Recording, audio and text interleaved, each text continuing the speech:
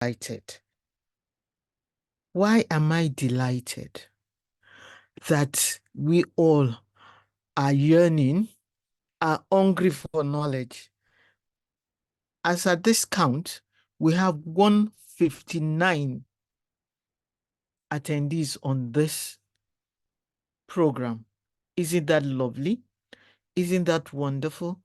I am so delighted because when people yearn for knowledge, it trips me. We are now 161. I don't want to count. By the time we finish, I will know the number of people that are here.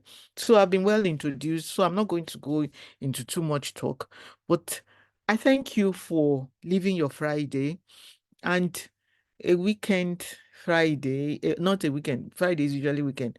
Not bank holiday now. What would you call it? We call it a public holiday Friday.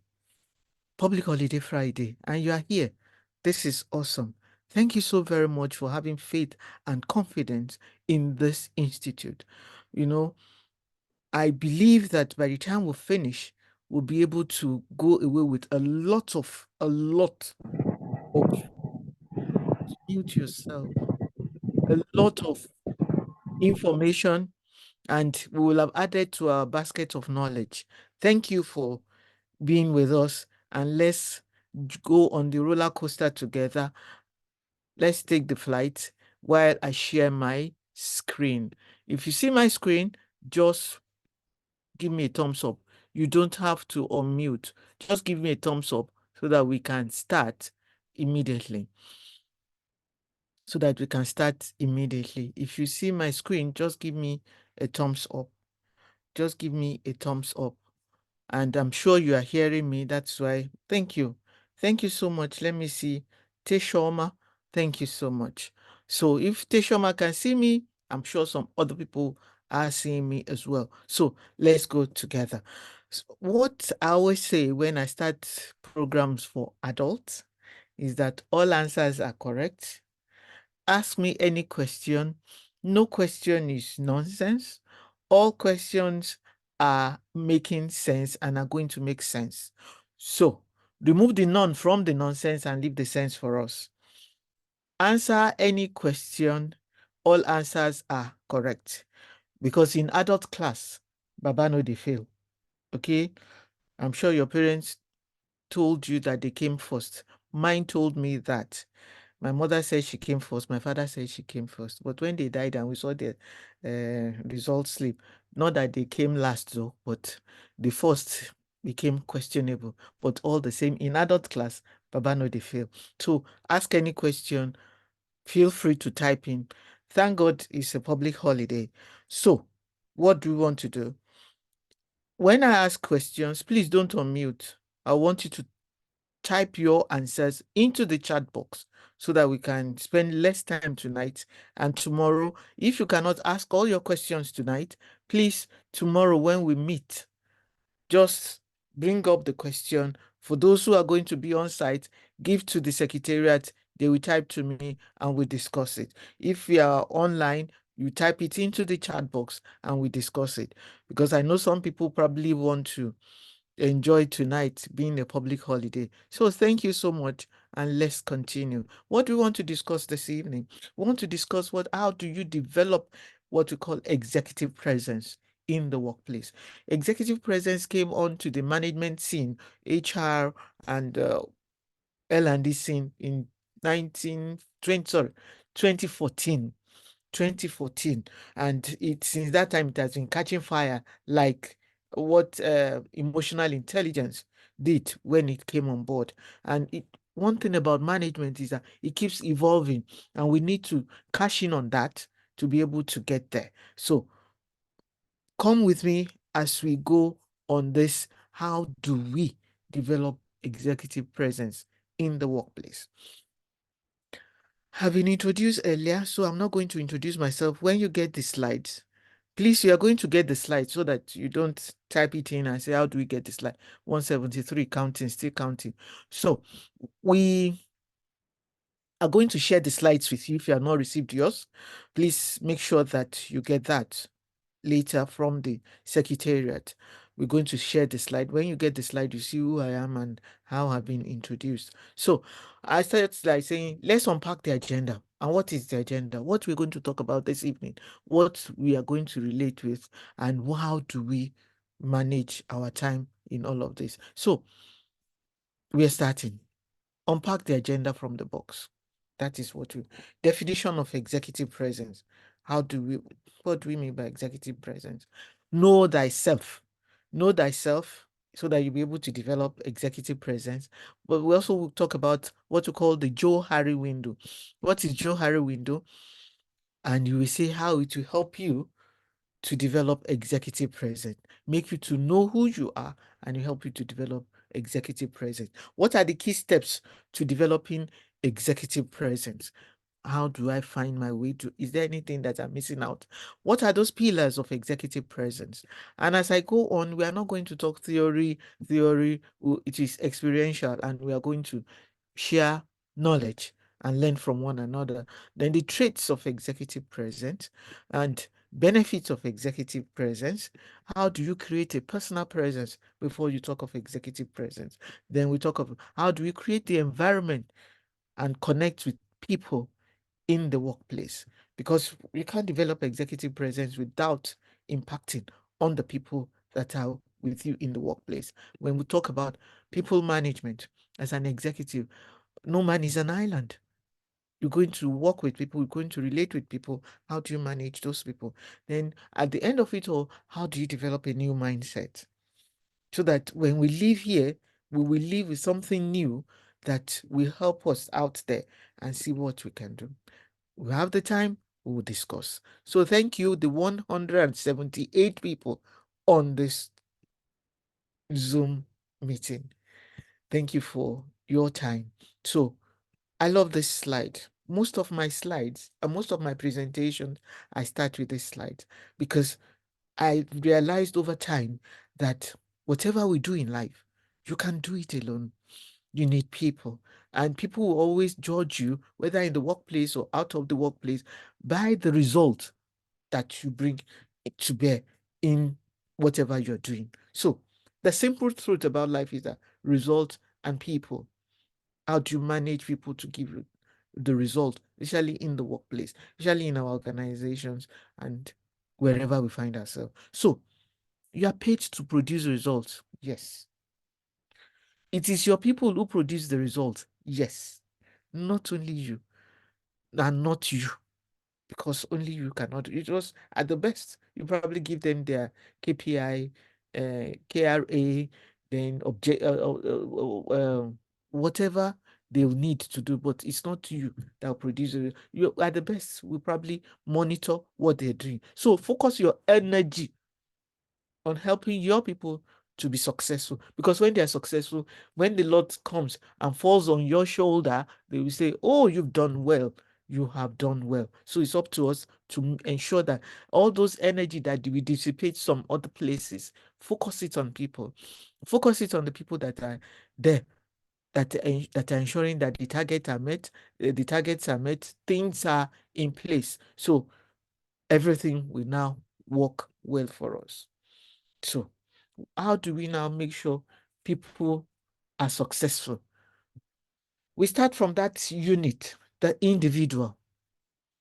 And how do we start with the individual? Those people that are within the space where we are. And that is by understanding the human behavior. Understanding the human behavior. One thing that we have realized about human behavior is that human behavior could be what is courteous, is effective, is positive. However, when you relate with them well, that is when you get that courteous, effective, and positive interaction, so that there'll be mutually beneficial relationship between both of us or all the people involved.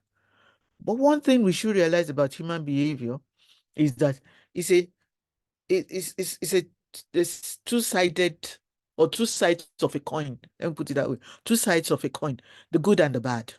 So if the human behavior is not courteous, and it's that relationship that should be between two people or more, what do? So we need to understand that all of us have various degree of differences. And it's those differences that will bring out the discourteous, the ineffective, and the negative interaction between people. So what do you need to do? The pleasure or the displeasure you encounter will reveal what is inside of that person. People have always said that it is when somebody is annoyed that you get to know what is lurking in their minds. What is lurking in their minds. So, as I said, that this session will be interactive, questions, answers. You ask me questions, I also ask. So I want to, this slide is question. You just say a question as we are just starting. Yes. Homo sapiens.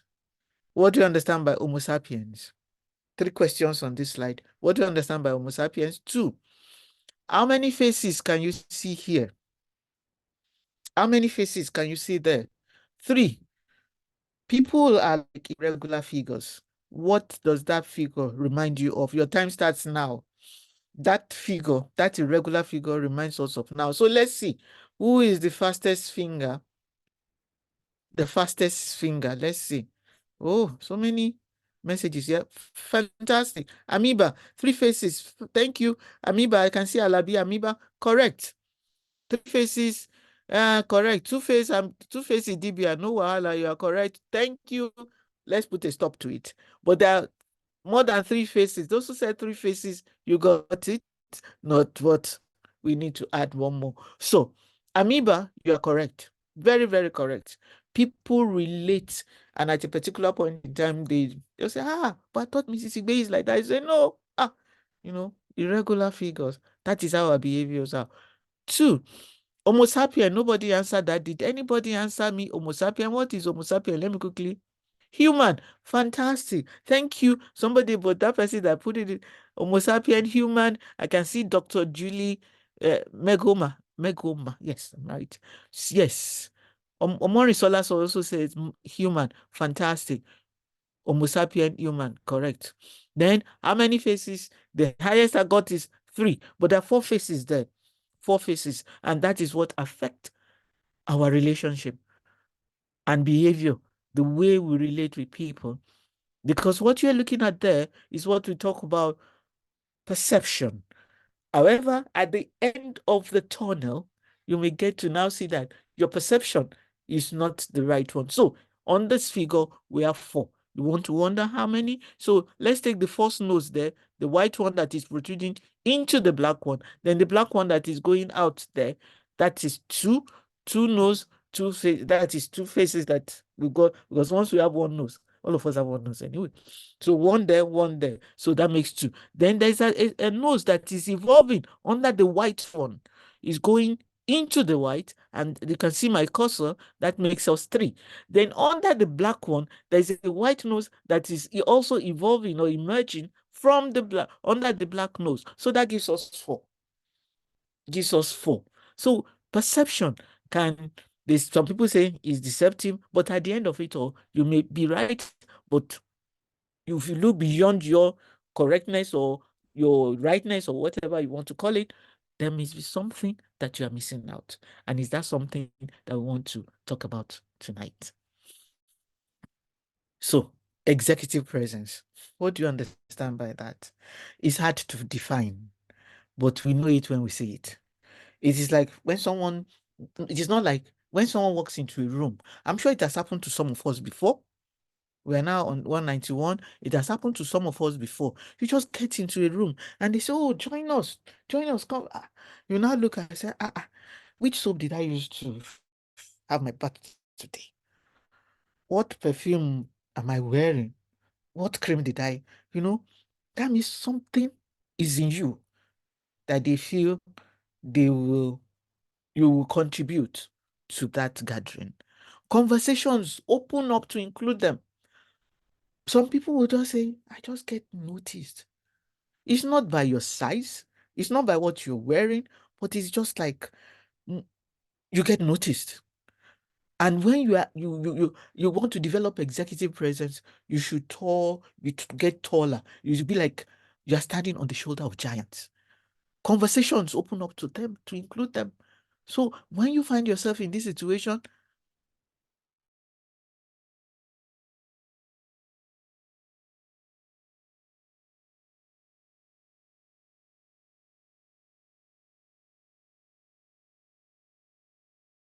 because you cannot run away from it, especially when you have come to join CIHRM.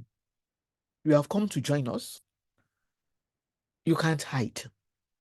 You say, why can't I hide? One, you're going to bag a fellow of the institute tomorrow. Two, you're going to have a doctoral fellow, and you cannot just go out there and say, I am a fellow. I have a fellow, a doctoral fellow from CIHRM. When people say that, dude, they expect so much from you. So, no more.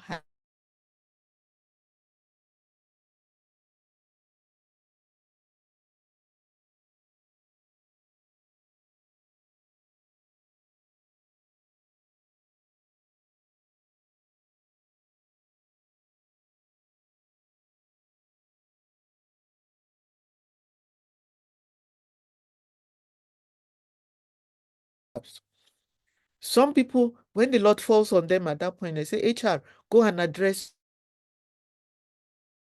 jumping in their bellies. So, what is executive presence? Why do you need it? And how do I get it? And that is where we are going to rest the case tonight. How do we get it? So let's see. And that is the secret of being with us in CIHRM. Executive presence is the ability. There are three things in there. Ability to act decisively, one. Two, with dignity. Not only act decisively, with dignity.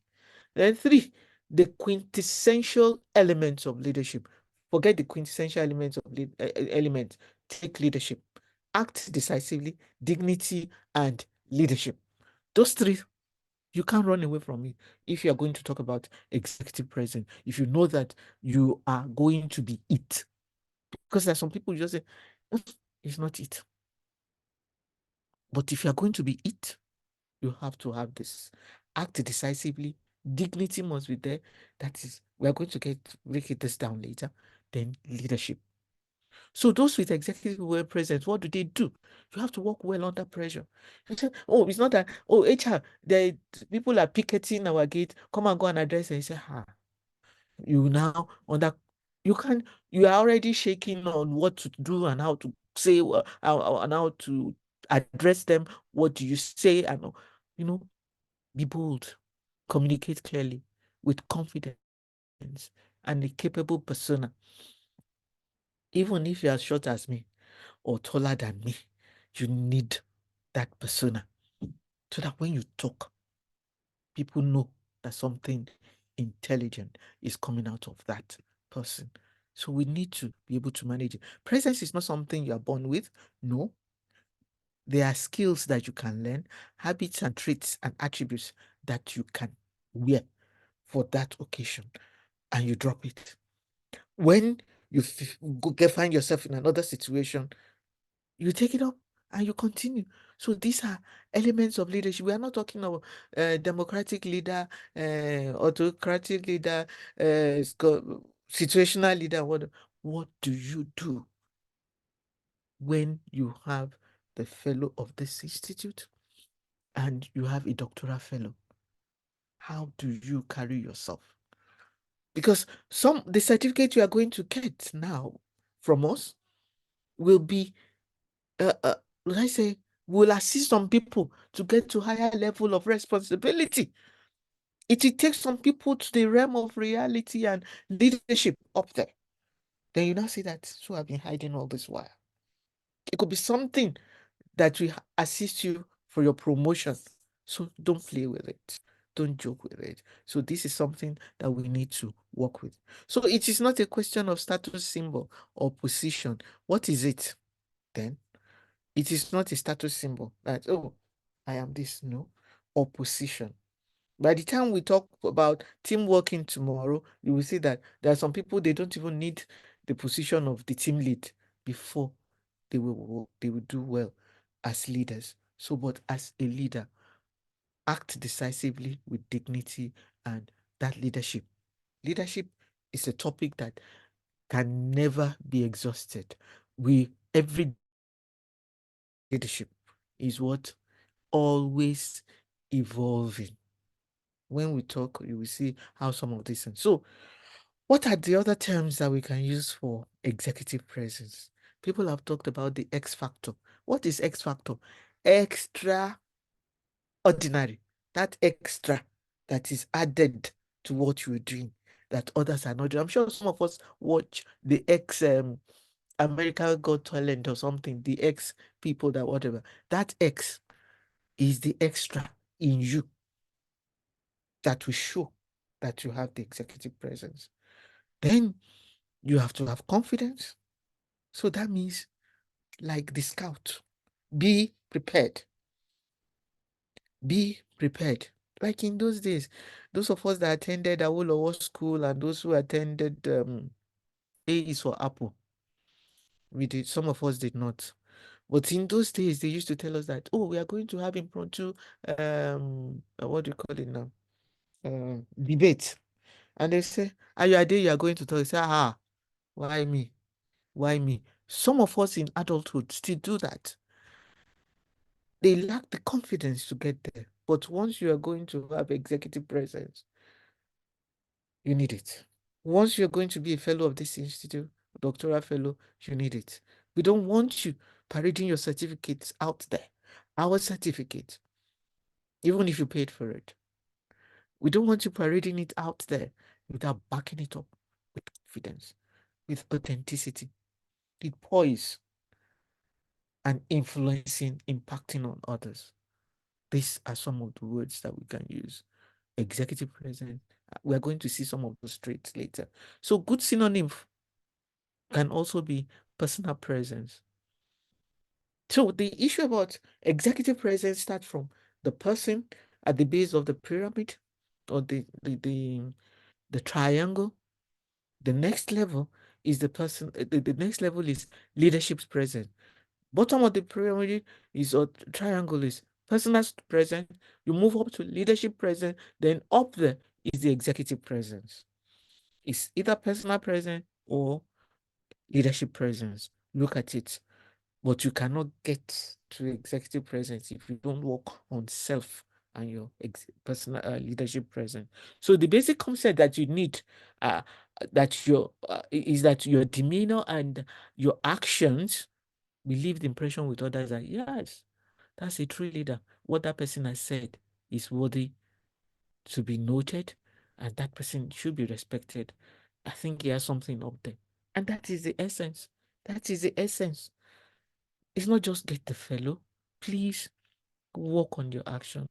Work on whatever that will leave an impact, that will leave an impression in the heart of others that you have come across. Then, most importantly, executive presence is a skill that we can learn. People can see the traits in you. It's not that it's a trait, but they can see the traits of an executive in you. So it means that it is something that we can build, it's something that we can cultivate, it's something we can learn so that people get to know that I want to be like you. Please, executive presence or me talking to you today, I'm not talking as if I am a motivational speaker. I always tell people I'm not. I always share experience with people. How do you cultivate and build executive presence? I'll give myself as an example. This person that you are looking at, when I was a young girl, I'm still young anyway.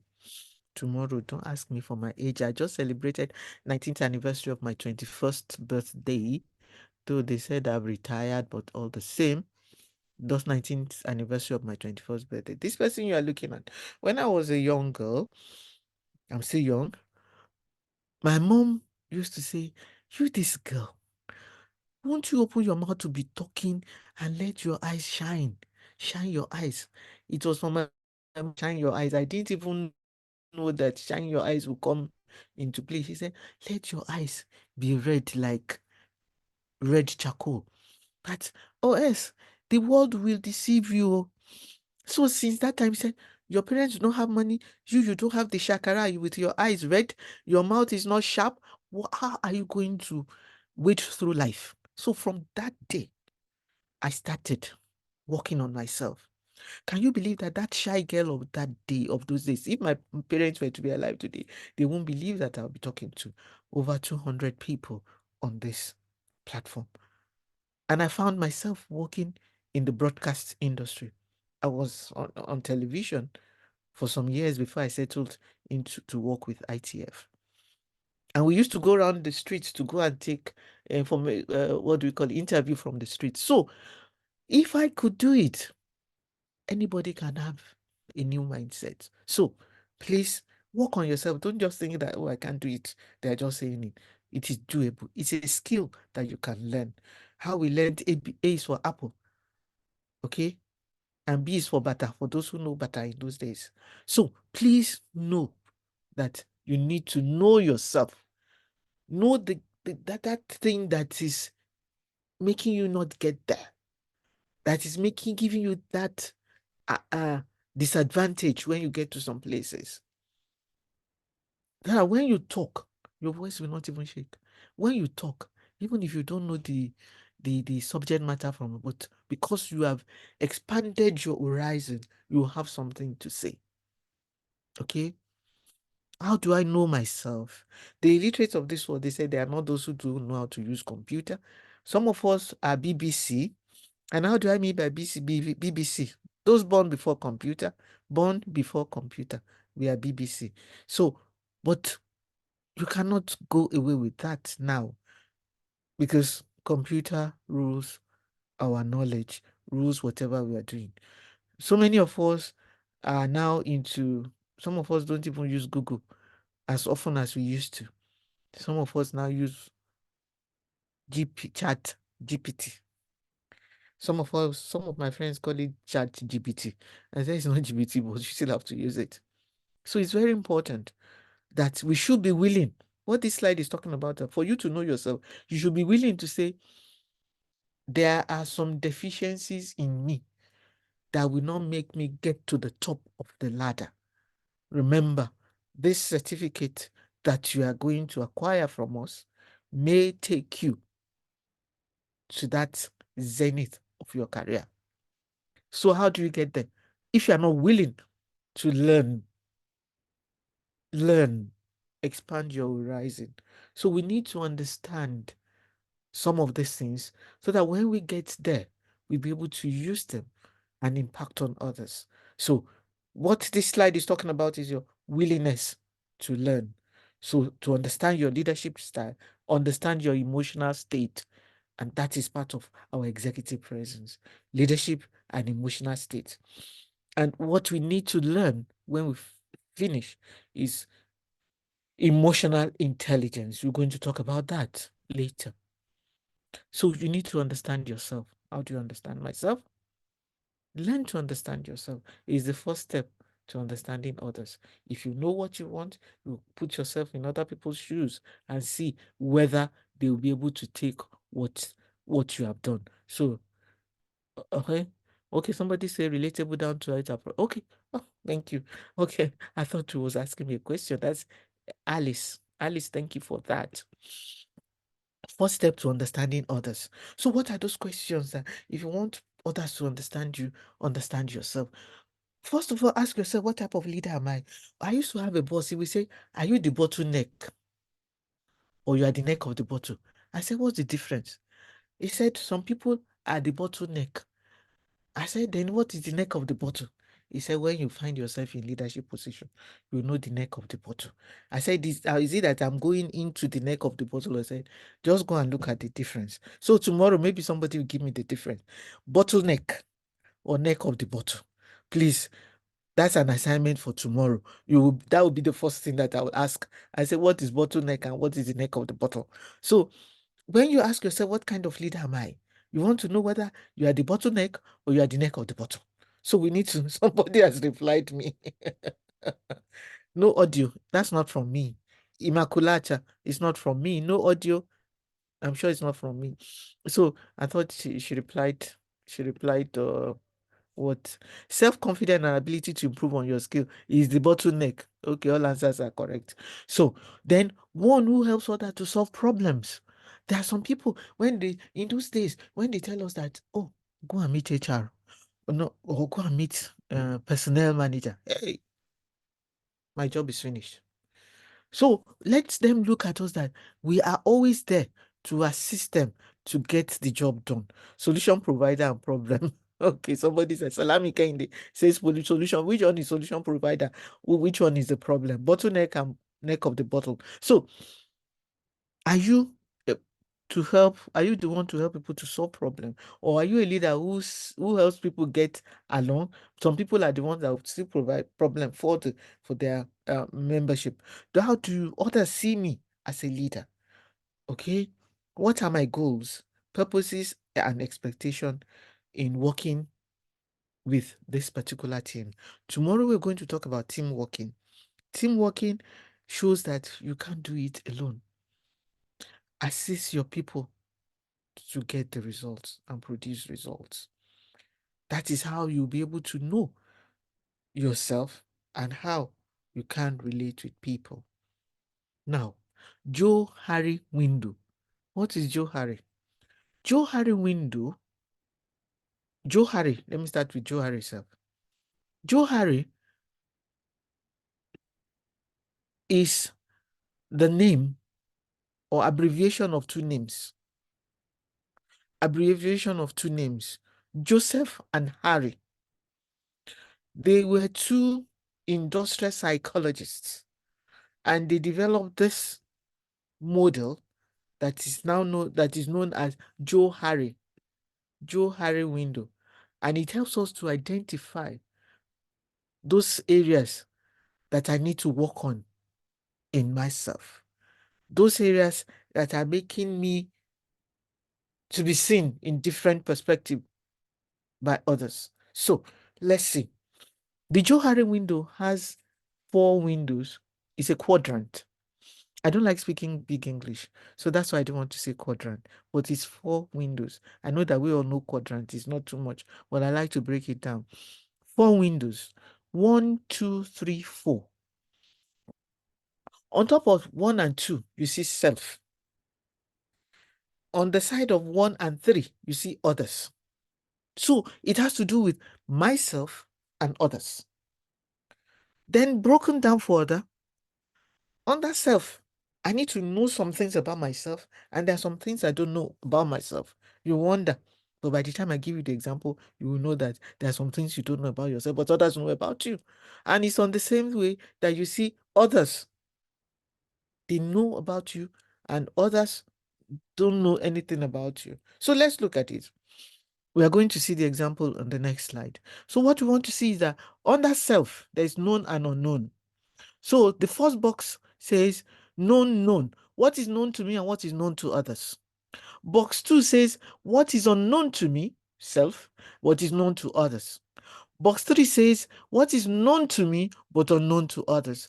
Box 4 says what is unknown to me and unknown to others. So that is the unknown area. Okay. The third area could be hidden. The second area is blind self. Hidden to me, hidden from others, okay, but known to me. So you will see, let's quickly see how we break it, the 4 areas down. First one, which is known, open self. They've read a brief of my profile and say, that's known to everybody. Mrs. Igwe is They say, yeah, no. So what is new in that? Nothing. You know it. I know it. 2, unknown to me, but known to others. I'll give you an example. One of my network, when some years back, just we were talking, and he just said, "Oh, Mrs. B, we've been in this program, or we've been on this program for long. We've been meeting severally. We used to do what do you call this thing for one institute like that. So we were always meeting at least twice or once a year." So he just said, "Mrs. B, do you know I've been studying you, and I want to tell you something. Maybe you know about yourself." I said, "Please tell me." I was so excited. He said, do you know you are a calculated risk taker? I said, what did you say? He said, calculated risk taker.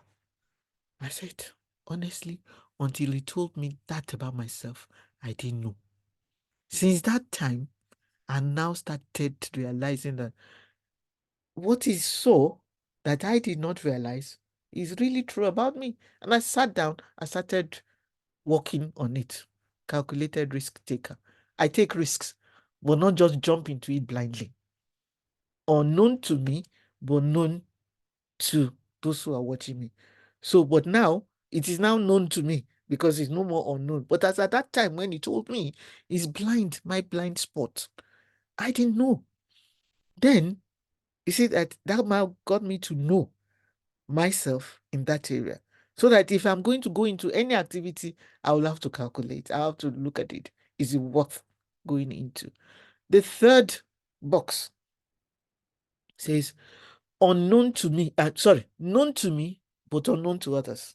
I'll give you an example. It's not my true self, because if you have anything to give me in terms of political appointment, give me, but I just want to use it as an example, known to me.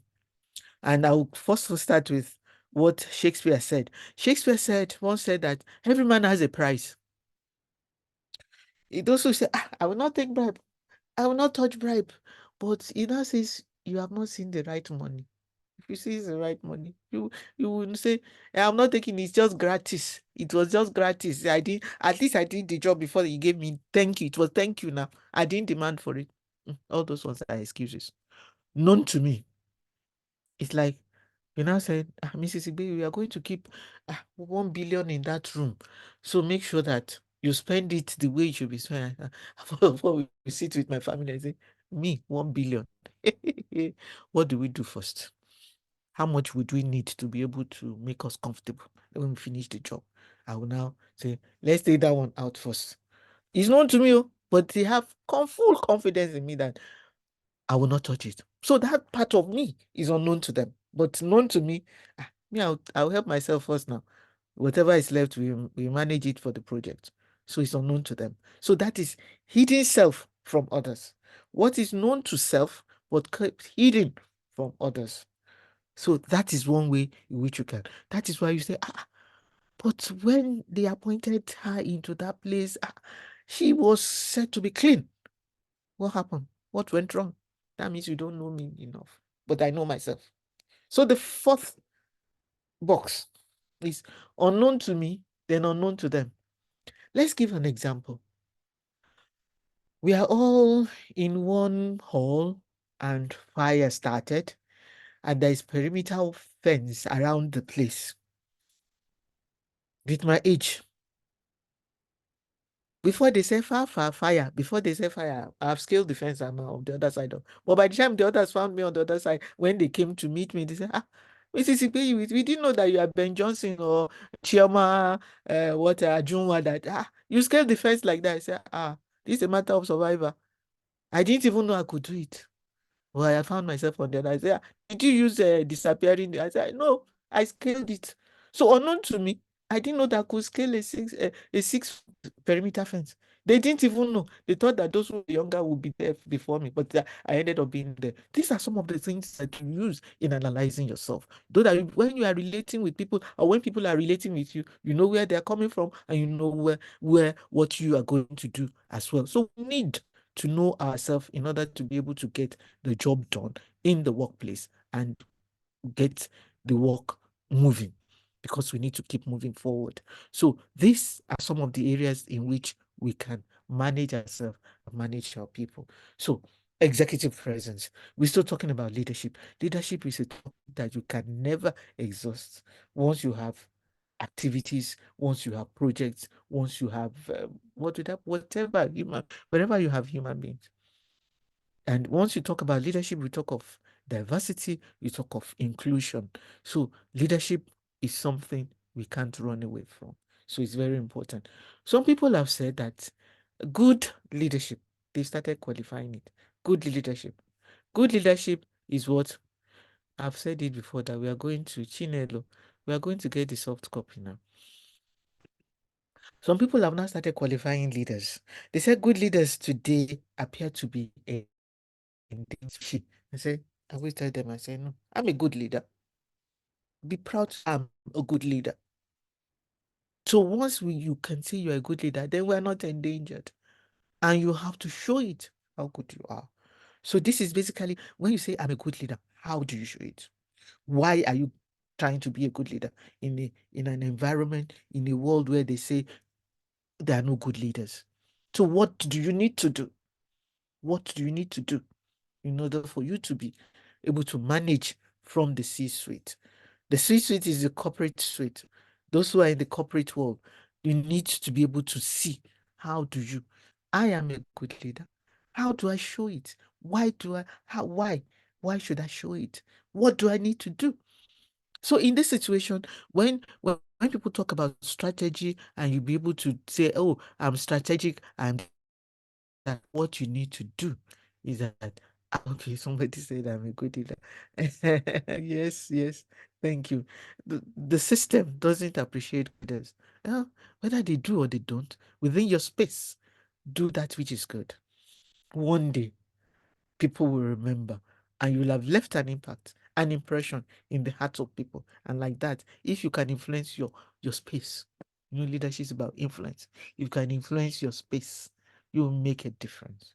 You will make a lot of difference, and it will rub off some people. So don't say whether the system. One thing with us in Nigeria is that the previous leader is better than the one we are seeing. Okay, but because we beyond the individual, let's look beyond what is that thing that we can emulate from this person. Well, okay. Okay, thank you so much, Teshoma. Teshoma said the soft copy was sent to my WhatsApp by the coordinator. It is possible that we already have it. Thank you, Teshoma. You see, so what these are some of the things that we need to talk about. Look at it. When you say the former leader is better than the present, what are you taking out that is good in that person? What are you looking for in this present person? So always say, I am a good leader. I'll lead by example. I'll always do it. So if not, so that means even if you say the system will not appreciate good leader, that means you are now agreeing with this that you are part of the bad leaders. If you say you are one of the endangered species, no, how to, what to, why to. Why? Why are you doing this? Why do you want to be a good leader? Because we want to leave an impression in the heart of people. We want to do something that will make others to believe that I'm there for them. Now, let's look at this. When a child is delivered, is it at that point, even if you look at your crystal ball, you say, this child is destined for greater things in the world. Would you tell the parents, hey, here you are, you got a leader? Leaders, you can't identify them in the delivery room. You can only identify those who are royals. This person is likely to be heir to the throne.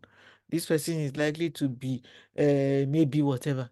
Even some heir to the throne make it to the throne before another person takes over. Even some, when they take over, they abdicate for others to take over. So when a child is brought forth to the world, you don't see you have seen a leader. It's not. So not everyone is a born leader. Let's think back. Ezekiel, who was his father? All our leaders that we had, they were children of nobody who became somebody. So we need to be able to look at it as a leader. When you hold our certificates, fellow, doctoral fellow, be that leader that people will say you have something to showcase. You can impact your environment. But everyone can develop leadership skills and everyone can benefit from using the leadership skills. So if you want to become a successful leader, you need to develop executive presence. It's an essential part of your being to be an executive, to be an to have executive presence. I want to quickly see.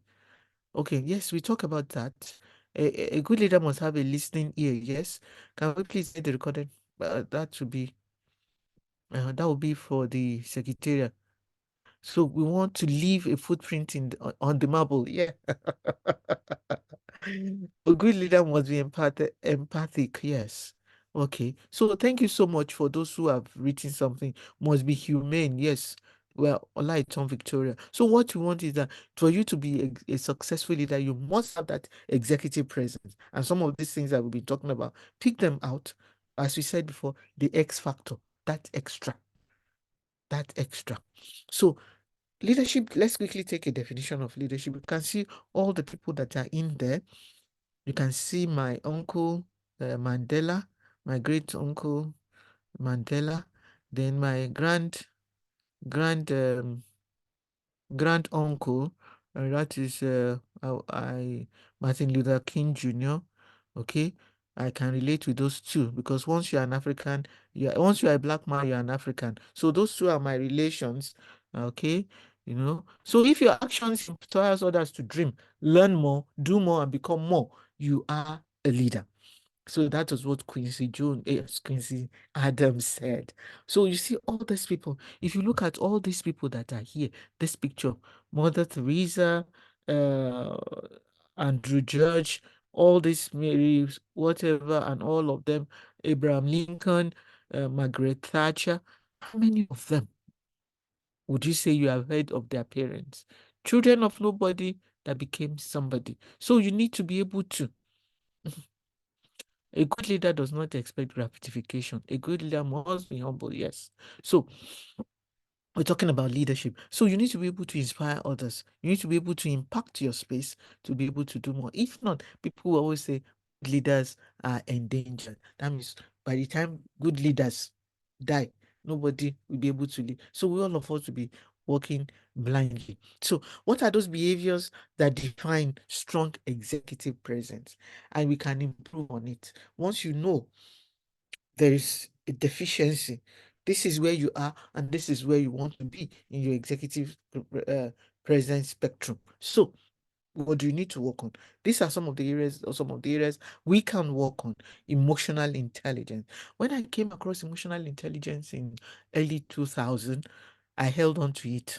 I held on to it. I dipped my fangs into it and learned as much as I could then it was not seem like the fad like people are talking about it. I just stumbled on it when I went for one conference in the US, the ATD that I went. It was just gathering momentum then. They were even giving us books so that people could go and read what it emotional intelligence doesn't say you should be MU, but it's saying that before you take an action, think about the consequence. Don't let the scales drop before you say, had I known. If you are using emotional intelligence, there is no occasion anybody will always say, had I known, I would not have, because you will have thought about it. You will not let your emotions rule you negatively. You will not let other people's emotion rule you negatively. You see the four windows that we talked about. Emotional intelligence will work in those areas. So you need to be able to manage your emotions very well. You need to work on your emotional intelligence. Public speaking. Some of us say, I can't speak in public. Sheesh, is something that I dread. I used to. What do you do? When I went for one of those conferences, you know what I asked one of them one time, I said, how do I tell my people to develop confidence when they want to talk? They said, just tell them that, and it worked. Tell them that, think back to that period, something significantly that made you happy. That made you happy. Was it the day you had your first child? The day you got your first degree? The day something that resonates with you till you go down? Think of that moment. Then put yourself in that moment and speak happily like you are in that moment. And you will have conquered public speaking. I'm giving you for free. People pay for it. For those who go to learn about communication skills, public speaking skills, and poise, and all those things, put yourself where you were at that point and be in that happy mood. Then you see yourself there and you'll be talking and you will talk. Not that you will not have prepared, but you will have prepared, but you'll be able to conquer any butterfly out there in your stomach. Communicate to connect. Don't talk to yourself.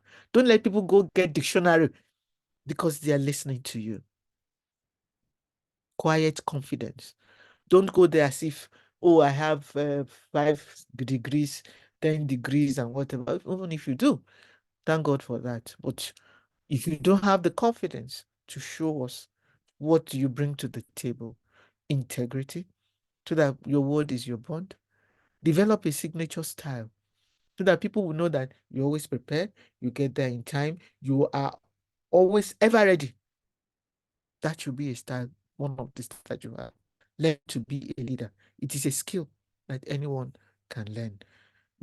It's a skill that anyone can learn. So, what do you do? What are those 3 pillars of executive presence in managing yourself? It's what you call gravitas. Gravitas is how you act, your character, that magic touch that when you get to a place. And that is why the native people always say that character is like, oh, it's like smoke. Immediately you get there, you can't hide it.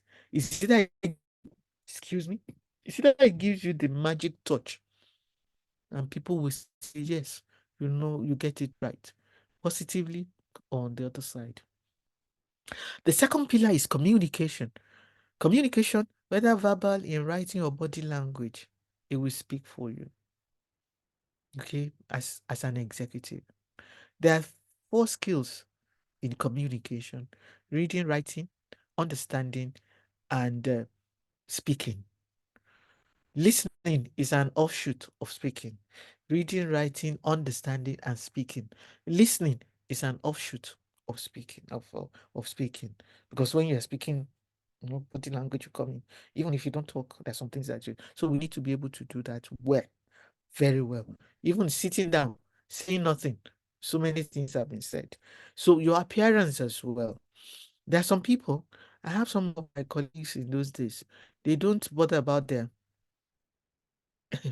yes, my paratha is a smoke, yes. So you see, I used to have some colleagues in those days.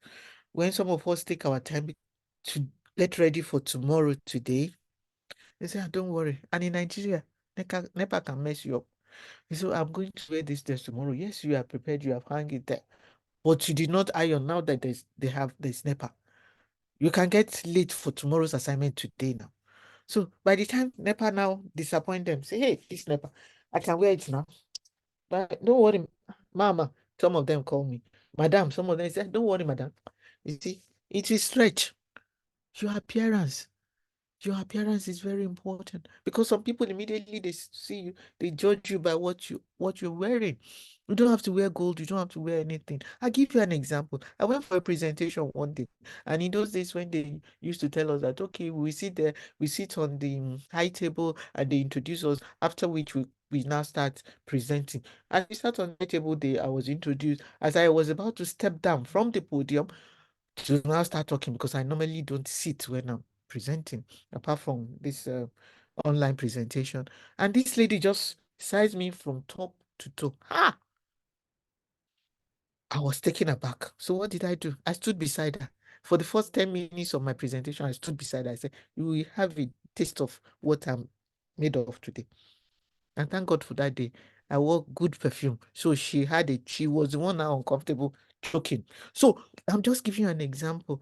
As an executive, you can't go to a place not up to it. You don't have to break the bank to be able to look good. Anyway, so please let's get it right. And you don't have to overdress to make an impression. So what are those 8 traits of executive presence? Let me see what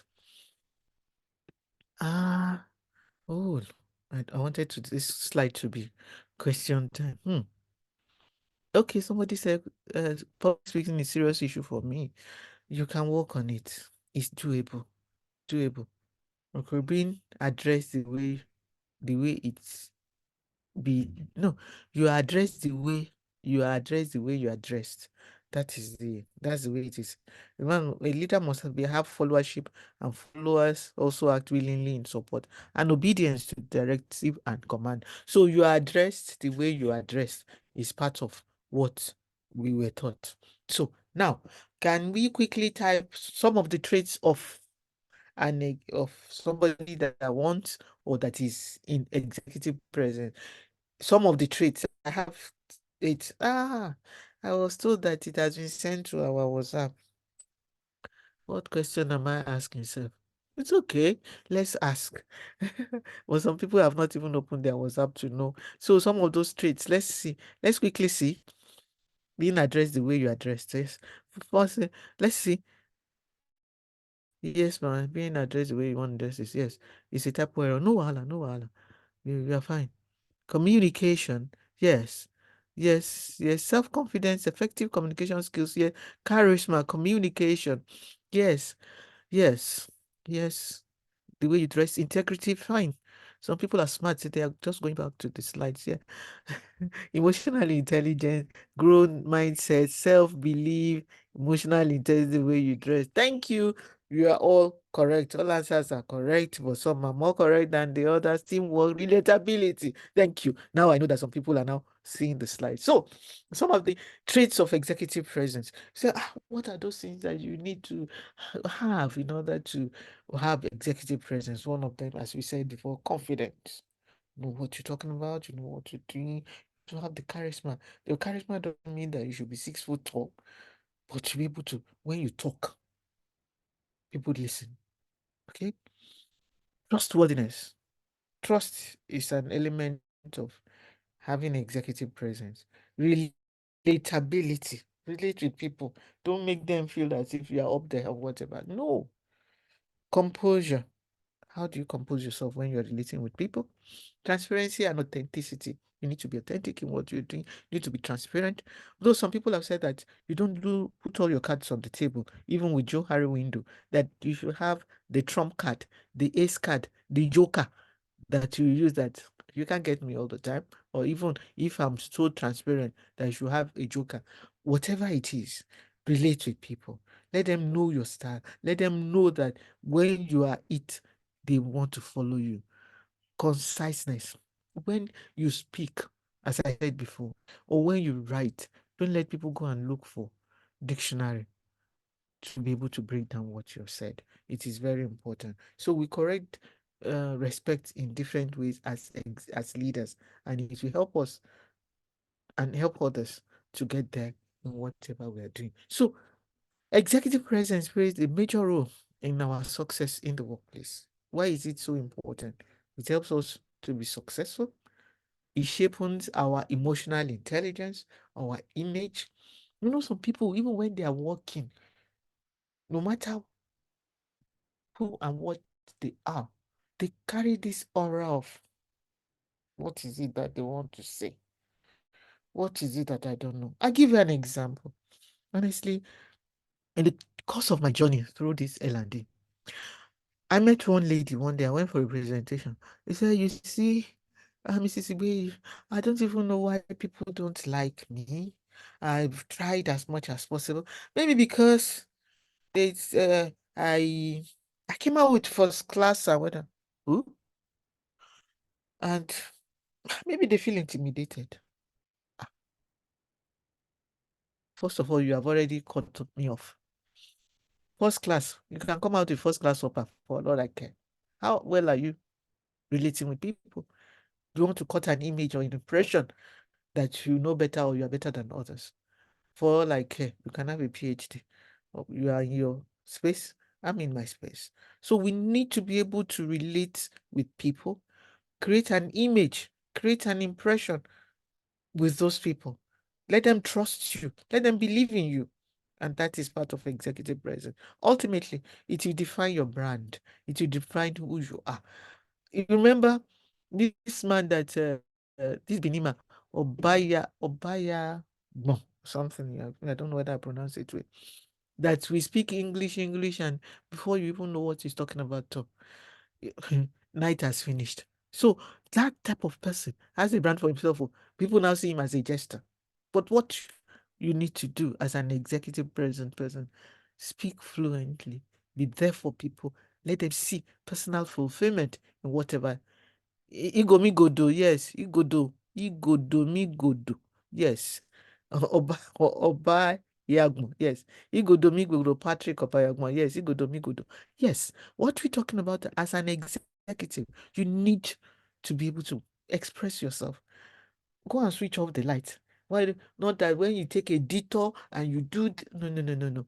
You should be simple, concise, and let them have that personal fulfillment, that whatever they're getting from you will assist them to get to where they want to be. So it is very important, and they will assist you as well to get to your goals. So leadership and executive presence.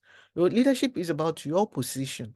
I am a leader is a position, but your presence determines, when you add your presence to it, determines how effective you are in the workplace. So presence is inferred on you, because when you get the fellow certificate and the doctoral fellow and you stand up, they say, here comes Mrs. Igbeyi.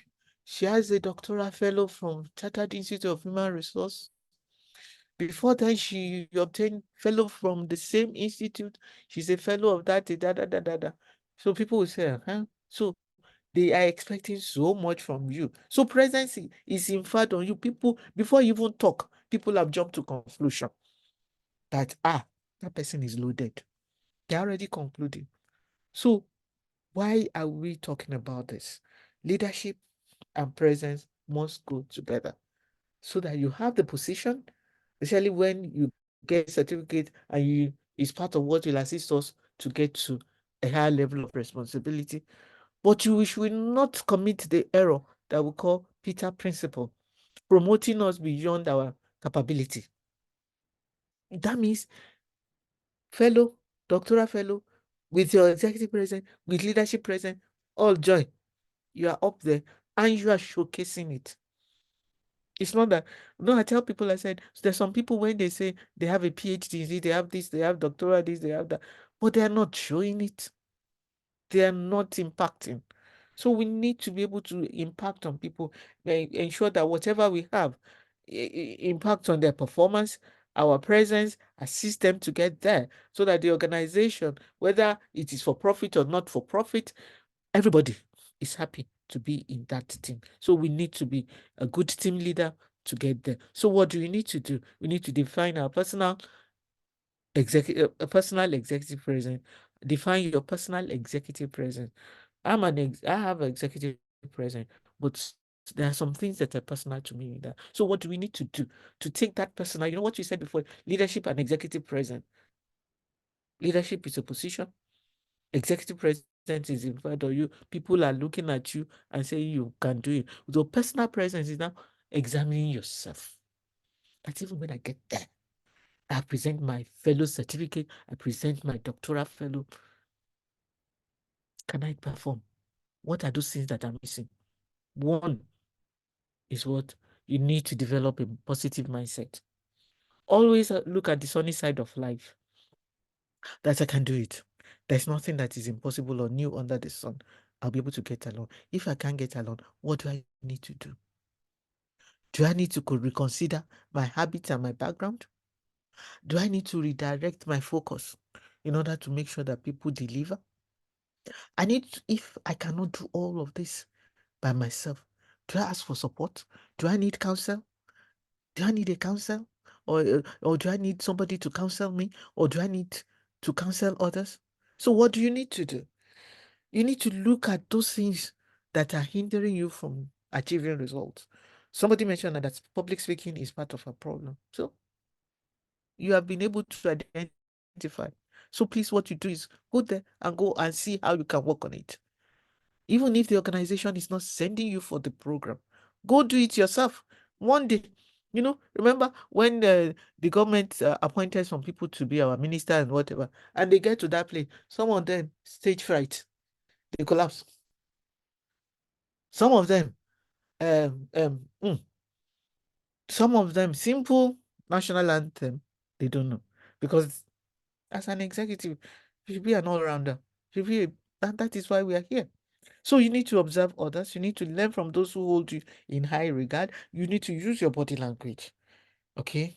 It's not showmanship, but you need to use your body language. Invest in learning tools. That is why we are here. Join a group. That is why we are here. In this group, when we are done tomorrow, we'll be on a platform. There you can get people, you can network, get a coach, get a counselor, get somebody that will help you to get there and will be able to achieve what we want to do. So as we said before, that personal presence, I train on public, you see, somebody said that I say I train on public speaking. So please, those who want something quickly. Mhm. Hey, somebody said Nwachukwu John as is quoting on Obayabon on leadership. Please, when he finish, he can tell us. He says, no, I don't want to break my jaw this evening. So Olushola Anyawale says he trains on public speaking. Then Ali said, good leaders should shun divide and rule or cabal leadership style. It's always unprofessional. We should talk of inclusion, okay, diversity and inclusion, okay. So let's now look at personal presence. How do you create that? As I said before, the executive presence came into being in 2014. And since that time, it has been catching fire. People have been able to see what they can do to help themselves before they are presented to the world. So personal presence can help you get a mate or a job or whatever, but you need to move from that to how are you going to do this? We mentioned it before. So we mentioned it, how to, what to, how to. So everything you need to do involves a new character and the relationship of know how. It is not who you are, it is how you are, how you present yourself and how you act. We mentioned the three things with dignity and quintessential elements of leadership. You need to manage that. It's the level of your ability to lead a group. It is measured by your likelihood to follow, the likelihood that people will follow you and your direction. So what do you need to do? You need to view across the team. So you need to work on diversity and inclusion. I always talk about, it's not that I'm not an advocate of equality, but I don't dwell on it much. Instead, I dwell on inclusion, diversity and inclusion. Include me in the scheme of things. Don't look at me as a woman. Look at me that I can bring something to the table. When you talk about um, equality, I always sing this song for them. And the song goes, almost all of us know the song. We just passed it last month on the 14th of February. It's so good loving somebody and somebody loves you back. To be loved and be loved in return. Da da da da da da da. Teddy Pendergrass sang that song. And he says 60 40, 60 40, 70 30, 50 50. Love. You can hardly get 50 50. So if you're okay with 30, or if I'm okay with 30 and you're okay with 70, cool, let it be. So we need to manage that. So we are not talking about how do you help people. We're going to talk about that too later on in this slide. Win-win situation. So what do you need to do? You need to build capacity. What do you need to do? Nurture the future, manage your leadership skill, provide enabling environment, be flexible, and let people know that change is constant. I may be here today, somebody may be here tomorrow, and what do? You need to manage them. And how do we manage this? Where does it start? It starts with you that you're looking at me this evening, in the classroom, whether online or on site, in the workplace, your attitude and your behavior, your qualities, and staying ahead of the game, knowing fully well what people are looking for in order to get there. And how do you master executive presence? Develop trust-based relationship, and that you can work on within your team. And how do you do that within your team? Empower your team and engage them, your team members. And we're going to talk about engagement and empowerment tomorrow. We're going to talk about team management tomorrow. Then inspire those who do not believe that it will not work. Like some of my Yoruba friends will always say, Lori, it will work if we believe on it.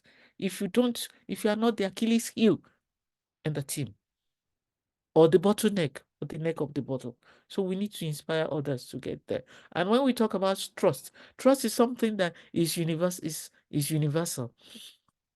If I now say, okay, tell me what do you understand by trust? Some people will write so many adjectives to qualify or describe trust. And some of them that you brought this evening are just 7.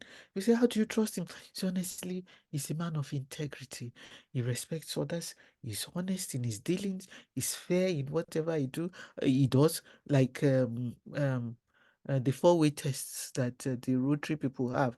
Is he fair to others? Is it this? Is it? So these are some of the things that we always look at. Then how do you now do that? How do you do that? We need to manage service above self. Is kind, he contributes. They will say so many things about trust. So, how would you want to describe trust? How would you want people to describe that? Oh, this man is trustworthy, this man is that, and whatever. So, that is why we want to read this story, this short story. It's about trust. Trust is a very important factor in our relationship. When trust is broken, it is the end of that relationship. Lack of trust leads to suspicion. Suspicion generates anger. Anger causes enmity. Enmity may result in what? Separation. A telephone operator told me that one day she received a phone call. She answered. Public Utilities Board. There was silence. She repeated PUB. There was still no answer. When she was going to cut off the line, she heard a lady's voice. Oh, so this is PUB. Oh, sorry. I got the number from my husband's pocket, but I do not know whose number it is. She thought it's a pub where they go to drink. Without mutual trust, just imagine what will happen to the couple if the telephone operator answered just hello instead of PUB. Whether it's a couple or a team, a work team, connected people trust each other.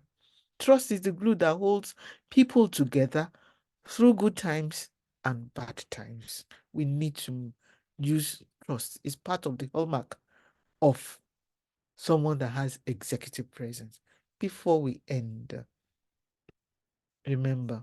Remember what? Let me quickly see if there are some questions or just executive members, a combination of charisma, confidence. Yes, yes. Ijo Madike, thank you so much. Okay, thank you. Thank you, thank you. Somebody said this. Okay. Thank you, Alice. Okay, before we end, let's quickly look at this. Look at this. For us that are here this evening, you are going to make a difference in wherever you find yourself. Look at that, the red in the middle of green. Why? Because you are different. Why am I different? You are going to earn yourself a fellow certificate and a doctoral fellow from Chartered Institute of Human Resource Management. So once you are different, you will make the difference, and the difference will be you. Once you are different, you will make the difference, and the difference will be you, because you go out there and impact the world. And that is why don't see this evening as being a waste. You are going to impact the world, and you'll be successful, because success comes with people, because you're going to manage people when you get out there. When you get that certificate, it will not be a certificate that you just hang somewhere. It will be a certificate that will impact your life, that will influence you to influence others. So we need it. So everyone that who succeeds does so through what? Relationship with people. And by the time we leave here today, there'll be a new mindset. I need to work on myself. That gap. What do you need to do? So nothing in this world is ever created, built, produced, and mass fostered, distributed, or utilized without the support of other people. We all will be successful in whatever we are doing. So what you need to do, with my cousin who was in the White House, the first black man in the White House, my cousin said, overall, others must do what? Trust you. They will have faith in you. They will also believe in you. And you'll be leading by making others to be powerful. So that song that of Teddy Pendergrass that I said sang earlier shows that in all of this, this is also 4 windows. I'm okay, you are not okay. We don't want that from an executive.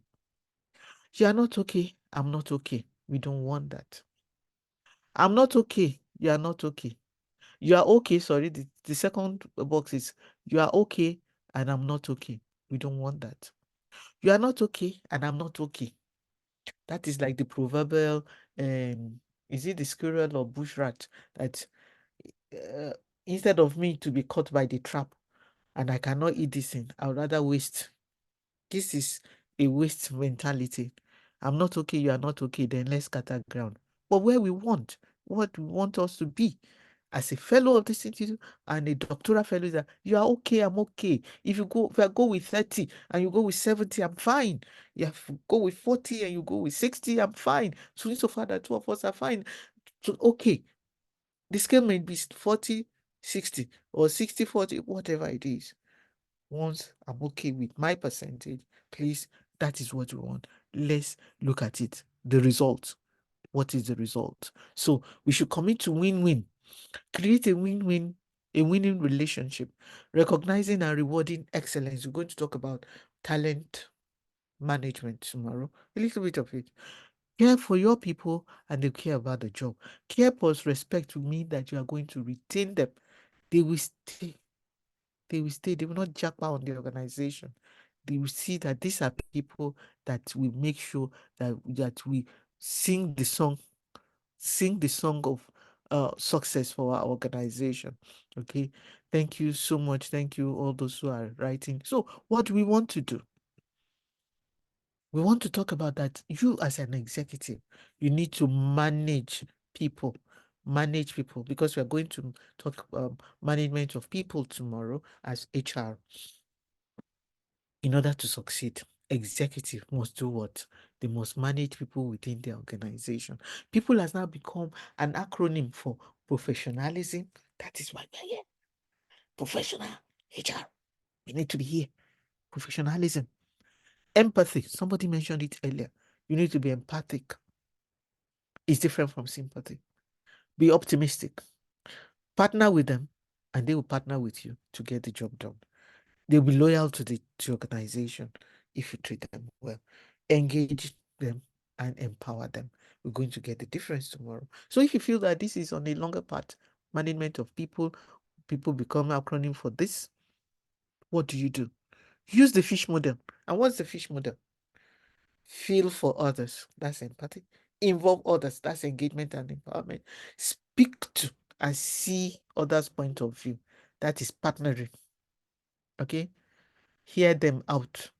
Okay? When you're empathic, you'll be able to listen very well. Listening is what?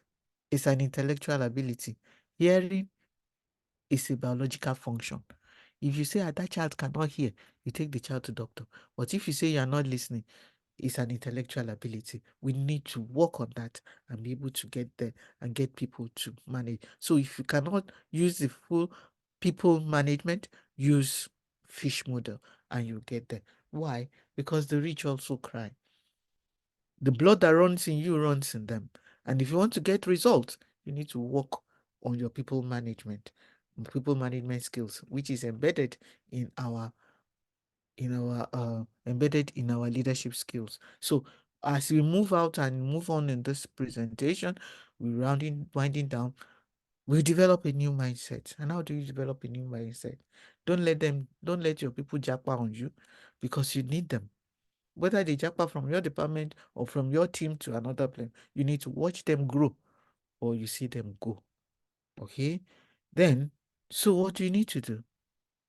With someone like with an executive president, you need to train them, mentor them, counsel them in order to close the performance or skills gap because everybody has a deficiency one way or the other. So that we'll be able to retain them for business success because success comes with managing people and they'll be able to deliver results. So finally,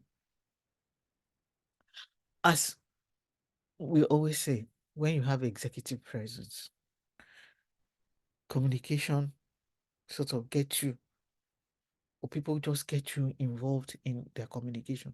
They want you to be part of it. They believe you have something up there. And you cannot say you don't have anything up there if you have a fellow certificate from this institute. You cannot say you don't have anything up there if you have a doctoral fellow from this institute. So what do you need to do? You need to stand up to be seen when you want to talk. Remember the small tips I gave you. Somebody says he trains on public speaking. Talk to be heard, not by shouting, but you need to modulate your pitch. People will get it. I'm not going to train us on that. Somebody is in the house today on public speaking. Sit to be noticed. So that when you finish standing up and expressing what want to say, talking to be heard. When you sit down, the applause will keep going and you'll be nodding your head. Thank you. Thank you. That is executive presence. These are the essence or the hallmark of someone that has mastered executive presence. For life isn't about finding yourself. Life is about creating yourself and recreating yourself so that you'll be able to deliver, so that you'll be able to be that go-to person, the executive that you need to get the job done. So it's very important. So somebody says, where does the leader draw the line between empathy and getting the job done, particularly when several corrections have been given? There are lots and lots of ways in which you can do that. When you go on leadership training, a lot. It's not something that we just sit here and tell you everything that you. This is where you draw empathy, and this is what.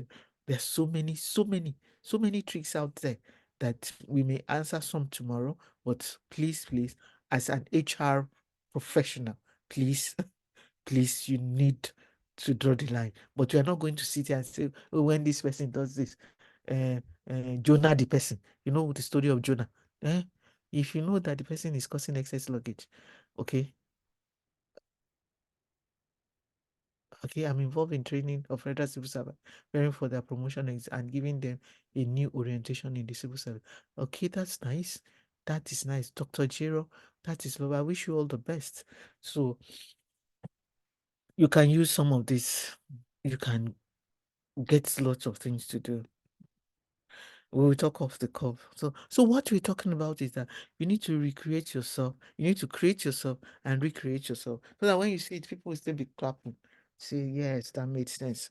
Not because they are sycophants, but because they believe that they are going away with some things from this place. So what do we need to do? And this is what we are going to pick from the late president of US, JF Kennedy. It says, it is time for a new generation of leadership to cope with new problems and new opportunities. For there is a new world to be won out there. And that is what we want. Like Dr. Jiro that says she's preparing people, training people for promotion. These are the next generation of civil servants. And people will just say civil service is just push file and push file. If the civil service is not there, the government will not run. So what do we need to do? We need to reinvent ourselves, focus on what is around us, learn to capture the essence of observation and that can be transferred to new skills. Some of the problems that we have is that some of the skills that our people go out for training to do, are we allowing them as a child to do what? To practice. We send people to for expensive training, and when they come, they just lock everything in their drawer. How are they impacting? Impact assessment is part of what we talk about. And tomorrow we are going to talk. Let me give you the gist. One thing about HR, I always say, is that HR is like the vehicle that brings people into the organization. L&D is the mechanic. HR, everybody come inside. Recruitment, selection, this is it. Da, da, da. But when they are not performing, where do you see them? You say, please, that person need training. Take them. L&D, come on. So HR is the vehicle. L&D is the mechanic. So it consists of what? Showing a better way by example. So what we need to do and what we need to tell our people out there is that they need to use what we call the 1 minute elevator impression. And that is telling them, knowing that first impression is a lasting impression. You may not have a second chance at it. So we need to make sure that our people are job ready when they begin to work. Because there was a survey that was conducted by, was it WC or Ernest and Young, That they said 70% of employees report show that they are not they don't have mastery of the skills they need for their job. Yes, first class honor, first class upper, 2-1 and all those type of things. But are they ready? Do they have the skills needed for the job? Most of us learn on the job, but as at the time the work begins, when we are working on our talents or those people that we are brought in, please let them get job ready. Okay, there's this institute that is called Skillable, or the other institute or an organization. They get people job ready. I'm not advertising for them, but we can also do the same. It doesn't end when you onboard them, onboarding during what we call orientation, onboarding them for the job. So after that, in those days, some organization attach new entrants to uh, coaches, mentors, counselors. So it depends on how we manage it. So first impression is a lasting impression. Let them know. So as we wind down, I want to ask us a question and I want us to type into the chat room yes or no. So learning and development is L&D, yes, please. So are you ready? Are you ready? Are you wired to connect? Are you wired to connect? So if you are, can you type yes? Like this man, if you look at his hair, like those old days when we used to use wired internet connection. See the LAN one, that point that we put plug to our computer. So, are you ready to connect? Are you wired to connect with what we have said? Are you wired? So, if you are, yes, thank you. Blessing. Namsel, Nkim, thank you. Salami, thank you. Some people are wired to connect with what we have said. Yes, I'm ready. Ngozi says, then who is it? Collect Opabaju, all of us. Be ready to connect. You cannot have the certificate here and not say you are not ready. And with what we've had, please always refer to your network. You have a lot. Over 1,000 are in there already. So once you are wired to connect, what you need next is be kind. For everyone you meet is carrying a heavy load, says Plato, one of those great philosophers. So in conclusion, what you want us to do, don't sink the boat of your organization as HR. Don't sink your own boat as HR if you are not ready. So what do you need to do? You need to swim along with the current, even if you have to swim against the current, but be ready to face it so that you'll be able to set yourself up for success.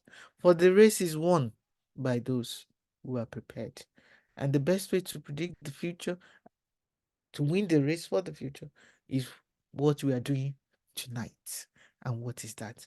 We are investing in our future. And this laurel awaits us at the end of the day. So as we wind down, we're going to finish with this 2 minutes video. I will see it. So please.